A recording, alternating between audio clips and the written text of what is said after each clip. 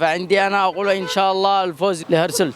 هم برو إن شاء الله وني لمي كبدي دور رجاء إن شاء الله. halkani waa caasimada Puntland ee Garowe garoonka Mirawaar waxa isku wajihi doona kooxaha Horseed iyo Hombabaro oo wada ciyaar doona afar dhamaadka heerka koowaad ee Puntland waxa siyaabo kala duwan u saadaaliyay shacabweynaha kala duwan ee ku nool caasimada Puntland ee Garowe waa kuwan shacabweynuhu iyagoo siyaabo kala duwan u saadaaliyay waxaan taarsanahay Horseed waxaan isleeyahay laba hal ama hal ibir oo rajaynaya insha Allah هم برو إن شاء الله وني لمي كبدي دور رجاء إن شاء الله. قال كاي كوب جين إن شاء الله. يا رجاء. سوف تتم المباراة اليوم ما بين همبربرو وهرسلت بعد صلاة العصر، فمن تتوقعون الفوز؟ فعندي أنا أقول إن شاء الله الفوز لهرسلت.